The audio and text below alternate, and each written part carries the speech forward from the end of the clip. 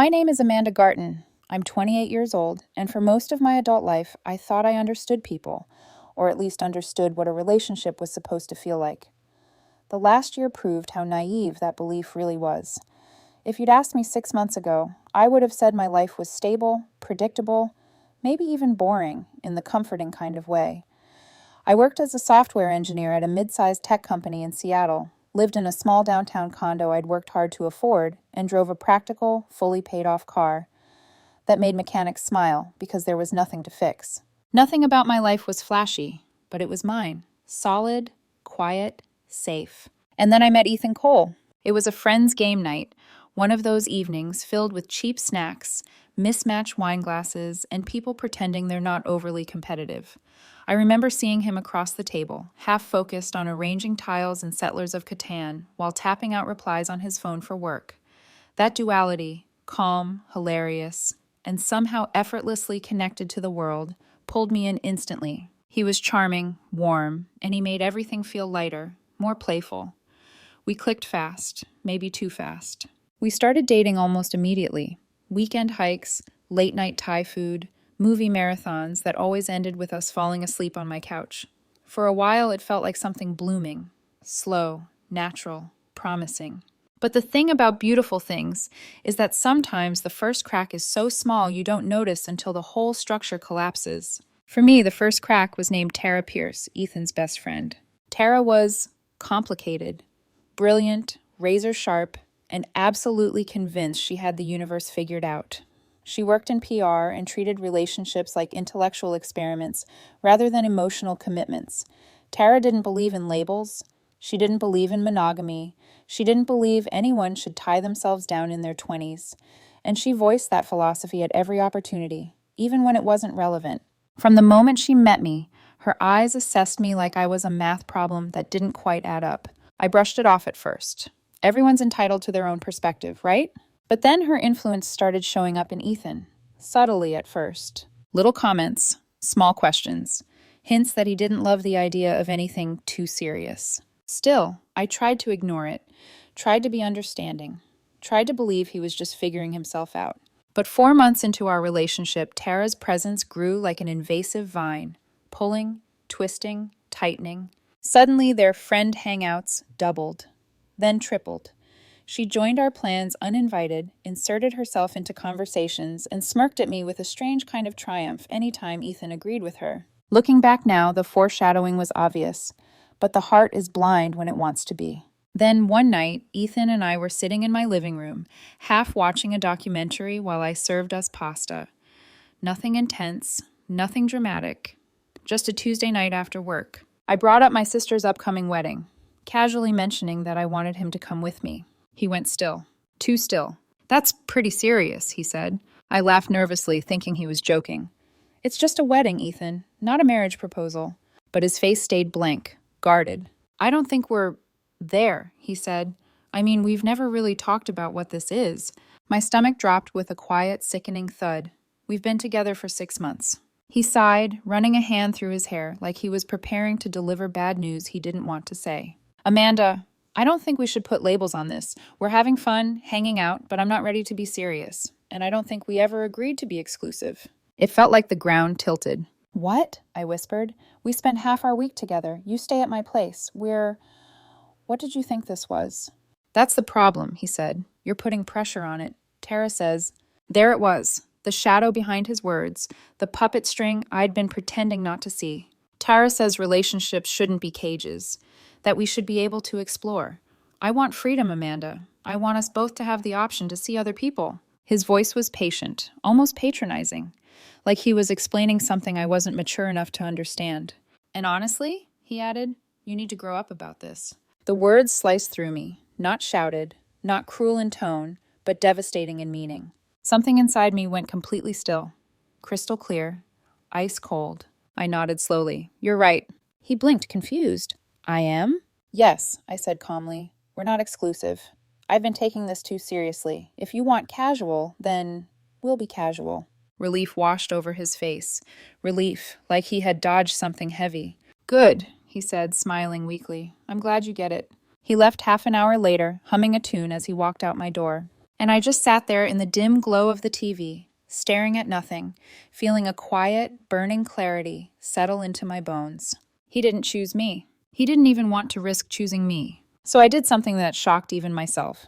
I opened my phone, deleted our messages, and re-downloaded the dating apps I hadn't touched in 8 months. Not out of spite, not out of anger, but because Ethan had just revealed exactly how little he valued what we'd built.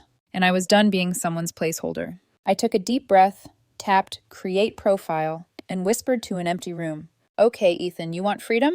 Then freedom is what you'll get." For the first time in months, my phone felt like it belonged to me again. No waiting for Ethan's replies, no adjusting my plans around his schedule, no second-guessing whether Tara had whispered something into his ear that would make him pull away again. I told myself I wasn't looking for anything serious. Just air, just space, just the freedom he claimed I needed to grow up and accept. But sometimes life hands you exactly what you're not searching for. His name was Beckett Ramirez, but he told me to call him Beck. We matched 2 days after Ethan and I had our little "we're not exclusive" revelation. His profile wasn't flashy. No shirtless gym pictures, no curated aesthetic, just photos of him rock climbing, laughing with friends, and sitting on a rooftop somewhere with a mug of coffee. He looked grounded, real, emotionally present in a way that made me pause. Our conversation flowed instantly. Within hours, we'd swapped stories about our jobs, me in software, him in graphic design. He was warm, funny, effortlessly attentive. None of the performative charm that Ethan had mastered, just authenticity. We met for coffee the next evening. I expected awkwardness. I expected a rebound feeling. I expected to feel like I was betraying someone, even though the person in question had explicitly told me to go explore. Instead, Beck showed up smiling like the whole world was manageable if you just breathed deeply enough. "Hi, Amanda," he said, and somehow it sounded like he meant it, like he was actually glad to see me. Our first date lasted 3 hours. It wasn't fireworks or grand gestures, it was conversation.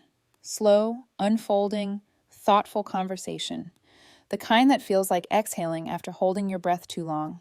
When I went home that night, I noticed something strange. I felt peaceful. Ethan, meanwhile, didn't seem to notice anything was different. He still texted me memes, still sent "you up" messages at 11 p.m., still treated me like the girlfriend he refused to acknowledge. And now that I wasn't answering instantly, he noticed. "You seem distant. Everything okay? Did I do something?" I kept things friendly, but brief, and I didn't offer explanations. After all, we were casual, right? By the end of the week, I had 2 more dates with Beck. One was a climbing session he talked me into, the other a slow afternoon browsing a bookstore and laughing at terrible book covers. It felt nice, easy, no performance, no guessing games, no best friend looming over the relationship like a dark cloud. Which is exactly why the universe decided to reintroduce Ethan's storm at the worst possible time. It happened at the climbing gym. Beck had asked his friend to snap a candid picture of us laughing mid-route. Just a small moment, me hanging lopsidedly off a hold, Beck pretending to give directions like a coach in an inspirational sports movie. He posted it on his story with a lighthearted caption, "Teaching Amanda how not to fall to her doom." He tagged me. I didn't think anything of it, but someone else did. At exactly 11:22 p.m., my phone began buzzing nonstop. Texts, calls, notifications, stacking so fast my screen looked like it was malfunctioning. Ethan Cole, the man who insisted we weren't exclusive, the man who needed freedom, the man who told me to grow up for expecting commitment. His first message, "What is this?" Then, "Who the hell is he?" Then, "Are you serious right now? A week? It's only been a week." I was standing in my kitchen, staring at my screen, stunned by the hypocrisy. Then the real kicker came. "You're being disrespectful to me." I actually laughed, loudly, alone in my apartment. I hadn't been his girlfriend for weeks, not in words, not in truth. He made it clear he didn't want that. And yet the moment he saw someone else appreciating me, he reacted like I'd committed a personal crime. I didn't respond. I set my phone face down and walked to my fridge to grab water, trying to breathe through the absurdity of it all. But it wasn't over. A minute later, a new call came in. Not Ethan this time. Tara Pierce. I stared at her name flashing across my screen like a warning siren. When I didn't answer, she immediately tried again. Then again. Finally, she left a voicemail, long, breathless, furious. When I played it, her voice flooded my apartment. "Amanda, what you're doing is cruel. Ethan is devastated. You're manipulating him by flaunting some rebound guy. If you ever cared about him, stop whatever this is and talk to him. You're being childish. Childish. Manipulative. Hurtful. All because I did exactly what Ethan told me we were free to do. My hands shook, not from guilt, but from the realization of just how deep Tara's grip on him ran. How invested she was in keeping him unattached, untethered, and definitely not with me. The next morning, Beck noticed my mood shift before I even said a word. "You okay?" he asked. I hesitated, then told him the truth. "Well, my not-quite-ex saw your story." Beck blinked. "Is he mad?" "Spiraling might be more accurate." He exhaled softly. "Do I need to back off?" "No," I said quickly. "You've done nothing wrong. He's the one who said we weren't exclusive." Beck nodded, absorbing that. Then he doesn't get a say. Simple, direct, healthy. I didn't realize how unfamiliar that felt until it landed. That night, more texts from Ethan poured in, anger turning to desperation, then to guilt-tripping, then back to anger again. He wanted explanations. He wanted reassurance. He wanted ownership he had no right to claim. I ignored all of it, and just when I thought the chaos had reached its peak, at midnight, Tara called again, from a blocked number. She didn't bother hiding the venom in her voice. "Amanda, I swear, if you don't talk to him..." I hung up. I blocked the number. And for the first time since Ethan told me to grow up, I felt genuinely grown. Not because I was seeing someone new, but because I was finally choosing myself. For a brief moment, I thought ignoring Ethan's meltdown might calm everything down. People say time smooths chaos into clarity, that emotions settle once the shock wears off. But people who say that have clearly never met Ethan Cole or the gravitational force named Tara Pierce orbiting his every decision. If anything, silence made them unravel faster. By the end of the week, Ethan's texts had morphed from possessive outrage into a confusing patchwork of guilt trips and emotional whiplash. "We should talk." "I miss you." "You're hurting me on purpose." "How long have you been seeing him?" "You're better than this." Better than what? Better than respecting the boundaries he insisted on? Better than living the freedom he claimed was necessary for me to grow up? The irony was so thick it felt suffocating. Meanwhile, Beck remained patient, intentionally, gently distant from the creeping chaos at my doorstep. We went hiking that weekend, a trail overlooking the Sound, the kind of view that made the world feel big enough to breathe in again. We walked for hours, talking about everything except relationships, books we loved, ridiculous childhood injuries, the worst jobs we'd ever had. With him, nothing felt performative. Nothing felt like a test I could fail. At the top of the overlook, he set his backpack down and sat beside me. "You're quieter today," he said softly. I sighed. "My past is loud." He nodded, not pushing, not prying, just listening. "If he's still in your life, I don't want to force myself into the middle of anything." "You're not forcing anything," I said. "This is my choice. You're refreshing." A faint smile curved his lips. "Refreshments are my specialty." We both laughed, the tension dissolving into the wind. But peaceful moments have a way of triggering storms. When I got home, Ethan was there, standing outside my building, leaning against the railing like he'd been waiting for hours. Red-eyed, disheveled, unraveling. My stomach dropped. "Amanda," he said the moment he saw me, "we need to talk." Panic shot through me. Not because I was afraid, but because I recognized the desperation radiating off him, the kind that doesn't accept boundaries, the kind that insists love and possession are the same thing. I kept my distance. "How did you even get into the building?" "Someone held the door." His voice cracked. "Please, just give me a minute." I crossed my arms. "Fine, a minute." He raked both hands through his hair, pacing once before turning back to me. "I messed up," he said. "What I said that night, I didn't mean it the way it came out. Tara was in my head. She kept saying I should keep my options open, that relationships hold you back. I got confused." "Tara didn't tell you to tell me I needed to grow up," I replied flatly. He flinched. "That part was me," he admitted, "but I don't mean it now. I don't want anyone else. I want you." I stared at him, letting the emptiness of his words echo. "Then why didn't you want me when I wanted you?" I asked quietly. He froze, because there was no answer that didn't expose the truth. He wanted freedom for himself. He wanted loyalty from me. He wanted the comfort of knowing I'd always be waiting, even while he explored other possibilities. "You were supposed to fight for me," he blurted suddenly. My breath caught.